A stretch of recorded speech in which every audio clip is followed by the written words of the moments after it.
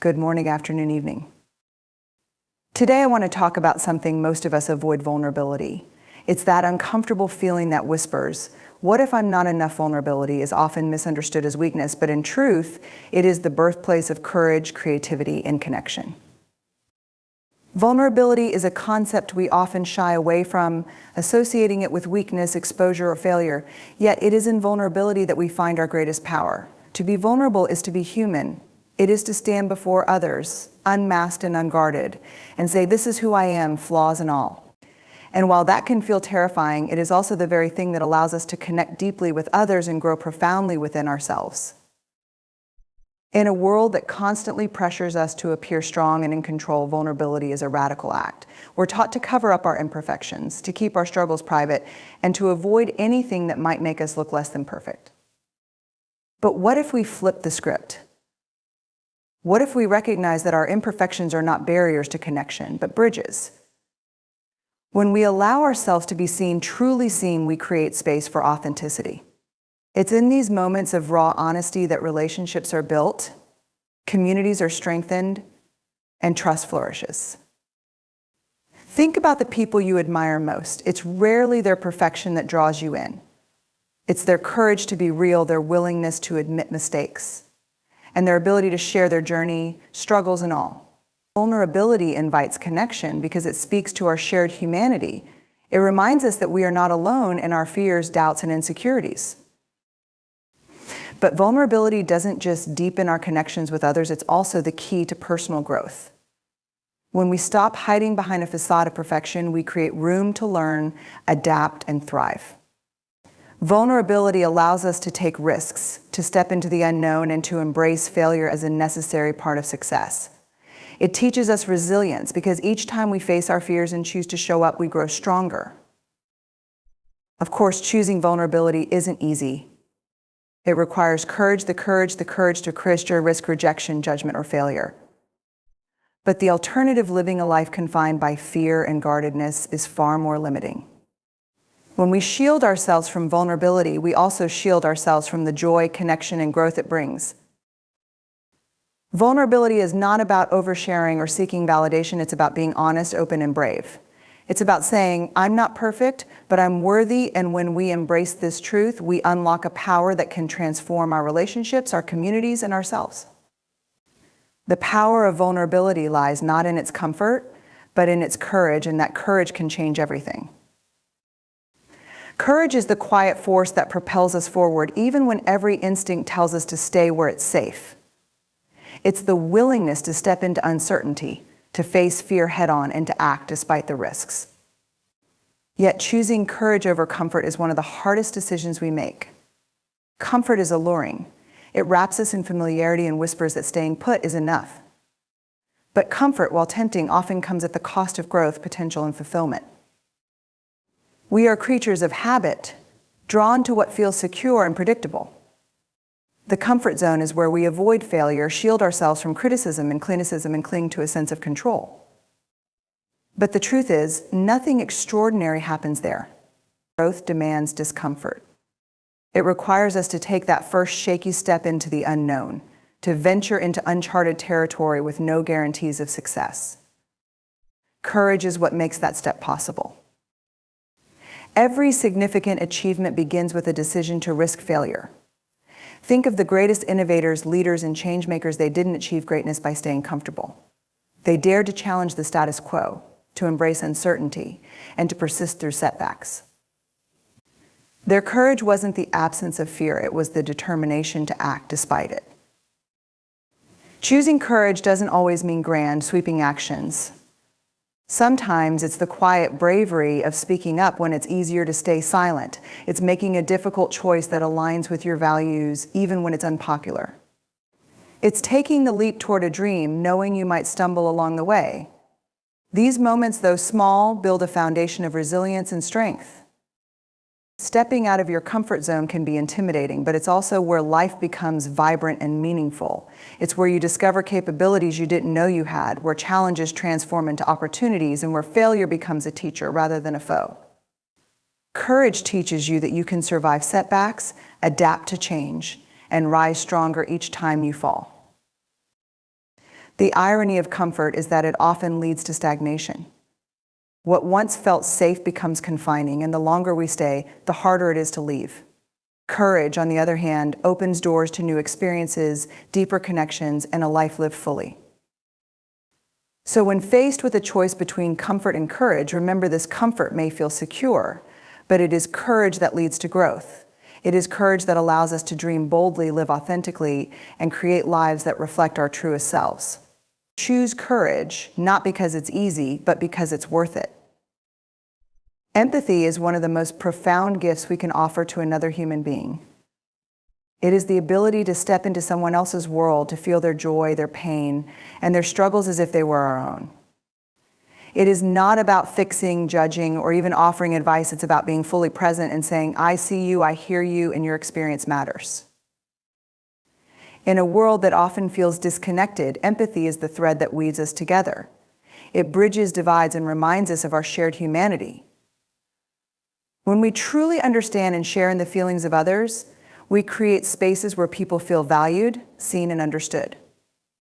These moments of connection have the power to transform relationships, communities, and even the world. Empathy starts with listening, not just with our ears, but with our hearts. It requires us to set aside our assumptions, judgments, and need to respond. It's about being fully present and giving someone the space to share their story without interruption or expectation. This kind of listening is rare, yet it has the power to heal wounds that words cannot. The beauty of empathy is that it doesn't require us to have the same experiences as someone else. We don't have to walk the exact same path to understand what it feels like to face hardship, to feel joy, or to long for connection. Empathy is about finding the common threads that bind us all: the desire to be loved, to belong, and to be understood. Practicing empathy isn't always easy. It asks us to be vulnerable, to confront discomfort, and to sometimes sit with emotions that are hard to bear. But in doing so, we not only support others, but also grow ourselves. Empathy stretches our capacity for compassion, strengthens our relationships, and deepens our understanding of the world around us. Empathy also has the power to challenge and change us. It broadens our perspectives and helps us see beyond our own experiences. When we truly understand what others are going through, we become more patient, more forgiving, and more inclined to act in ways that uplift others. The gift of empathy is transformative because it is rooted in connection. It's a reminder that we are not alone, that someone cares, and that our experiences matter. In a world that often prioritizes individualism, empathy calls us back to what truly matters each other.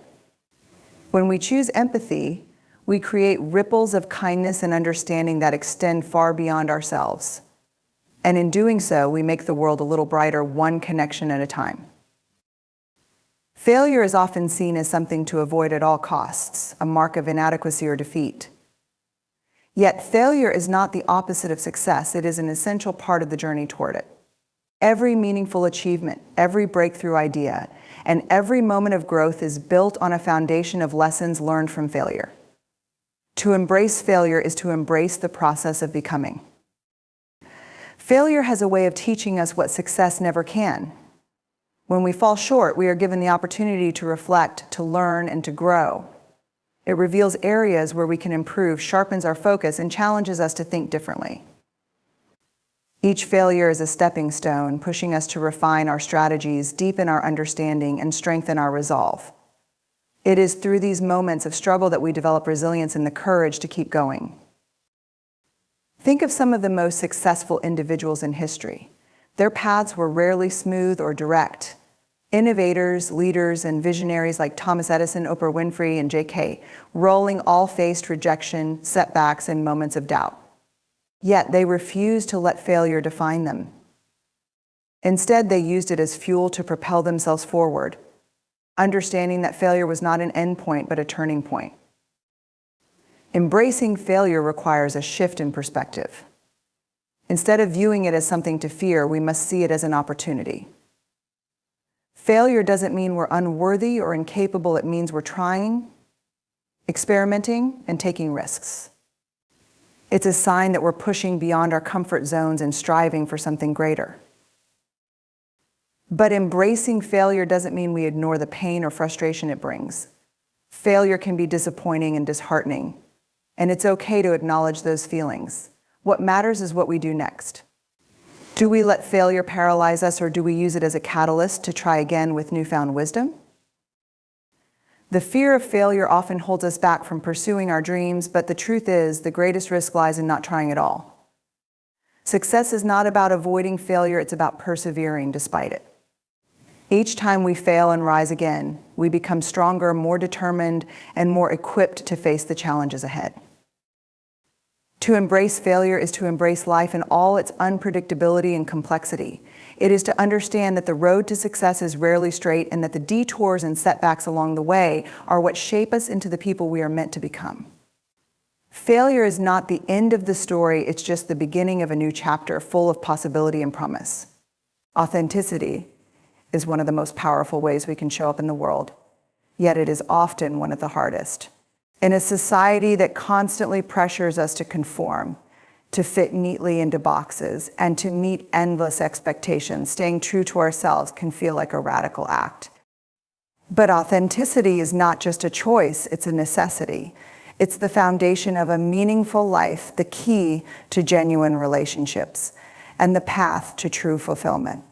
Being authentic means embracing who we are at our core, our values, our quirks, our strengths, and even our imperfections. It's about owning our stories and showing up as our whole selves, not just the curated versions we think others want to see. Authenticity invites freedom. It liberates us from the exhausting task of pretending to be someone we're not, and allows us to live in alignment with our truth. Yet, authenticity often comes with a cost.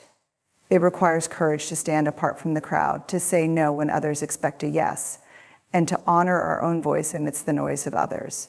There will be moments when being true to ourselves feels uncomfortable or risky, especially when it challenges societal norms or the expectations of those around us. But the cost of abandoning authenticity is far greater. When we compromise who we are to fit in, we lose connection not just with others, but with ourselves. Living authentically also invites others to do the same. When we show up as we truly are, we give others permission to do the same. Authenticity is magnetic. It creates trust, deepens relationships, and fosters a sense of belonging. People are drawn to those who are unapologetically themselves because it's rare, refreshing, and real. Authenticity doesn't mean perfection. It doesn't mean we have to have everything figured out or that we never make mistakes. In fact, part of being authentic is acknowledging our imperfections and allowing others to see our humanity. It's saying, this is me, flaws and all, and I'm enough. The world doesn't need more people who conform, it needs more people who are willing to be themselves. It needs voices that challenge the status quo, hearts that lead with honesty, and individuals who are unafraid to walk their own paths. Authenticity is a choice we make every day. It's not always the easiest choice, but it's always the most rewarding. When we live authentically, we not only honor ourselves, but inspire others to do the same. In a world that often values imitation, authenticity will always win. Human connection is at the core of what it means to live a fulfilling life. No matter our individual paths, desires, or ambitions, we all share a deep, innate need to belong, to feel seen, heard, and valued by others. Connection isn't just a luxury, it's a necessity, intricately woven into the fabric of our existence. It's the key to our emotional, psychological, and even physical well-being, and it is the foundation on which purpose and fulfillment are built. In our increasingly fast-paced and digital world, the importance of true connection can often be overlooked. We may have hundreds of online friends or followers, yet still feel isolated. This is because connection isn't about quantity, it's about quality. It's about genuine relationships where vulnerability is met with empathy, where laughter is shared, and where support is offered without conditions. These are the connections that ground us, nourish us, and remind us that we are not alone. Connection brings meaning to our lives because it aligns with our fundamental need to be part of something larger than ourselves. When we connect with others, whether through shared experiences, acts of kindness, or meaningful conversations, we create bonds that transcend our individual struggles and joys. We find purpose in these relationships as they remind us that our lives are intertwined with those around us. True connection requires effort. It means putting aside distractions, being present, and investing time and energy into the people who matter most. It means listening not just to respond, but to understand. It also means being willing to show vulnerability, to let others see us as we are, without masks or pretense. Vulnerability is the doorway to connection, and when we dare to open it, we create space for trust and intimacy to grow. But connection isn't limited to our personal relationships. It extends to our communities, workplaces, and the broader world. Acts of connection, even as simple as a smile to a stranger or a word of encouragement to a colleague, can create ripples of positivity and belonging. In fostering connection, we not only enrich the lives of others, but also find deeper meaning in our own. At its heart, connection is what gives life depth and richness. It reminds us that we are not alone in our journey and that our lives gain significance through the relationships we cultivate. In a world that often emphasizes individualism, choosing connection is a powerful act. It is the key to a life of purpose, fulfillment, and joy, a reminder that we are better together than we could ever be alone. Shame is one of the most powerful and insidious emotions we experience. It thrives in secrecy, in silence, and in the belief that we are unworthy or flawed. It convinces us that we are fundamentally broken, that something about us is unacceptable or wrong. But the truth is, shame only holds power over us when we hide it away, when we allow it to fester in the dark corners of our minds. The moment we bring shame into the light, when we name it, acknowledge it, and confront it, begins to lose its grip. Naming shame is the first step in reclaiming our power over it. When we say, I am feeling ashamed, or I am carrying this sense of unworthiness, we give ourselves permission to recognize and process that emotion instead of letting it control us. Shame wants to remain unspoken, hidden behind walls of silence, but the act of voicing it, whether to ourselves or to someone we trust, is like opening a door that allows fresh air to rush in.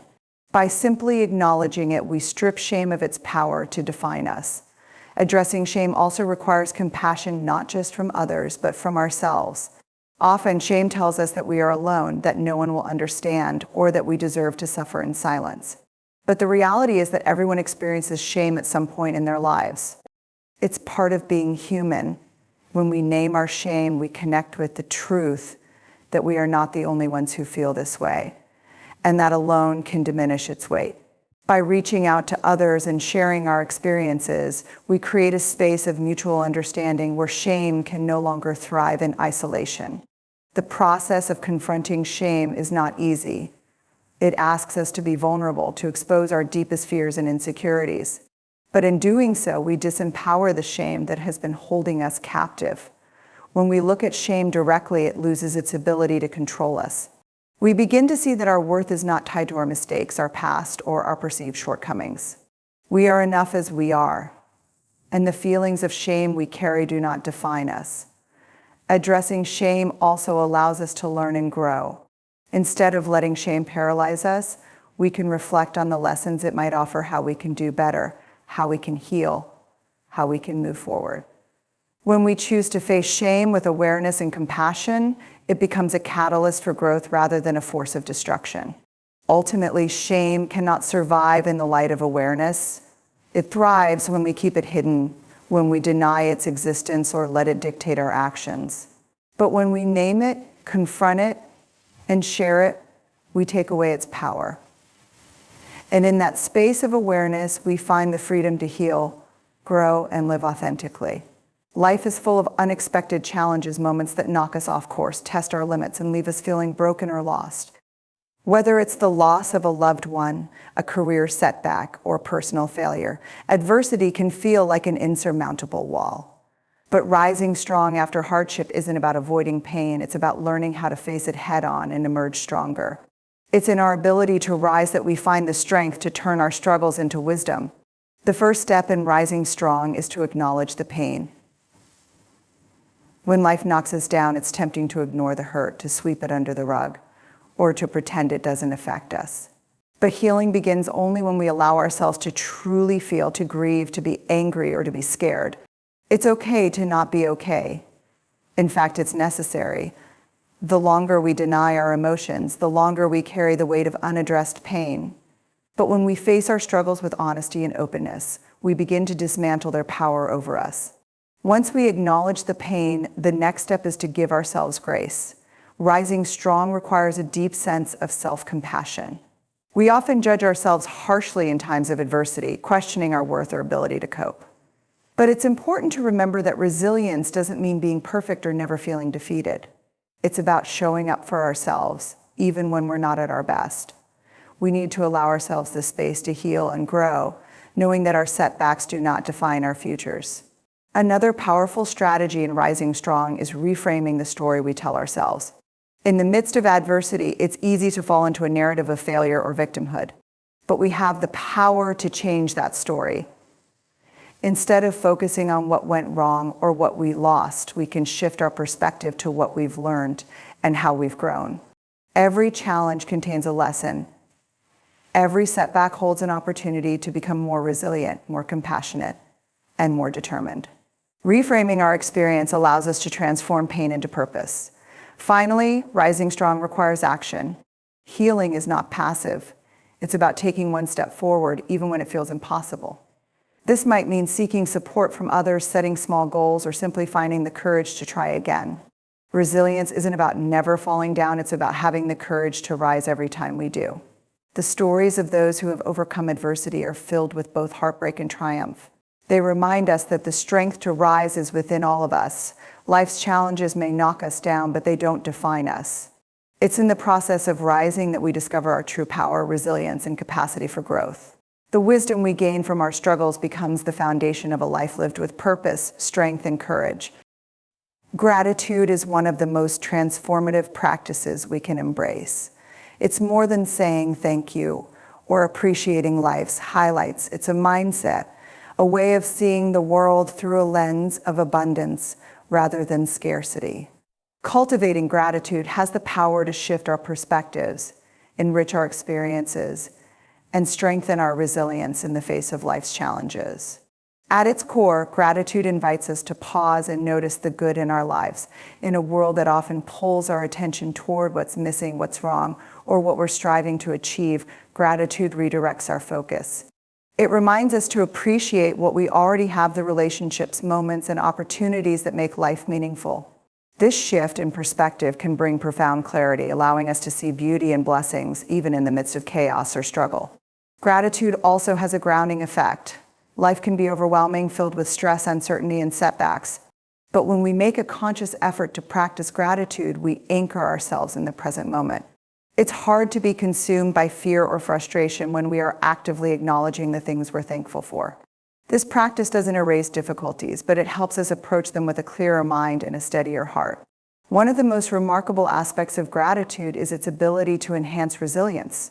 When we face challenges, gratitude helps us reframe our experiences.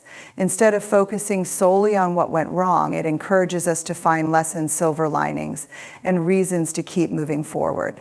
Gratitude reminds us of the support we have, the strength we've built, and the hope that exists even in dark times. It's not about denying pain, but about finding balance, recognizing that alongside hardship, there is always something to be grateful for. Gratitude also deepens our connections with others.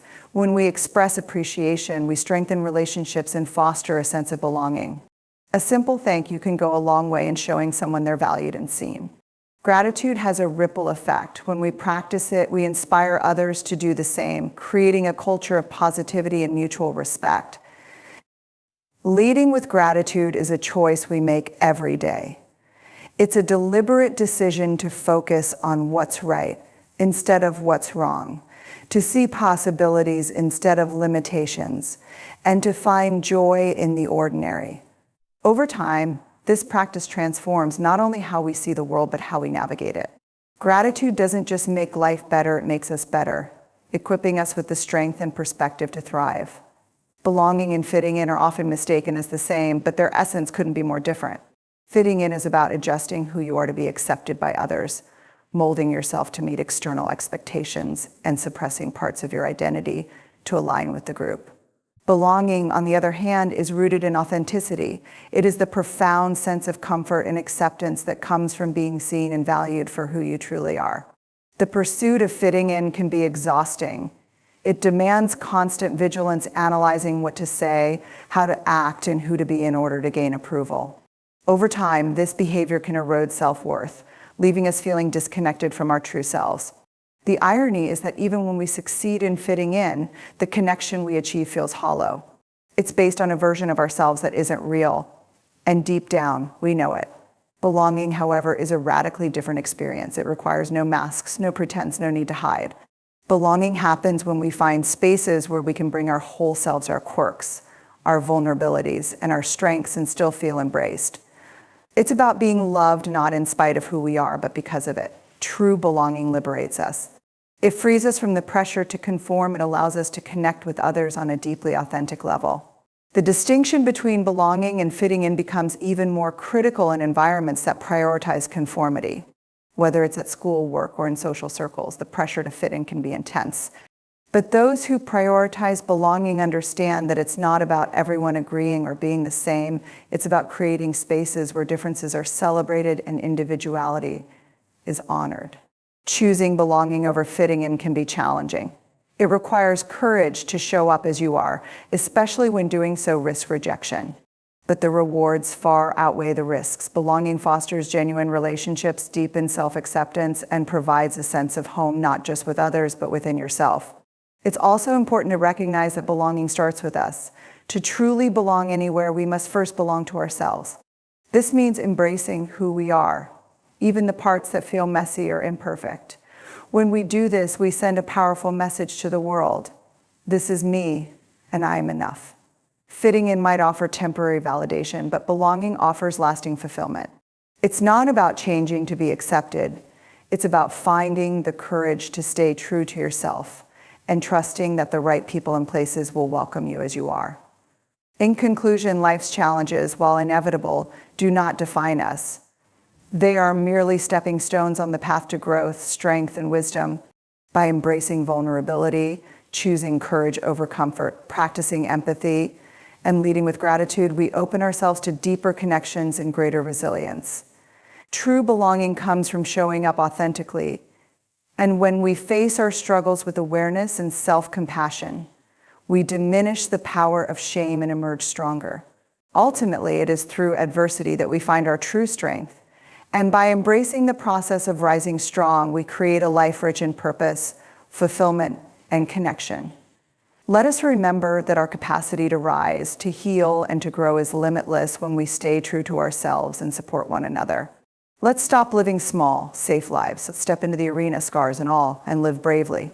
Because the truth is, vulnerability is not a weakness. It's the most accurate measure of courage. Thank you.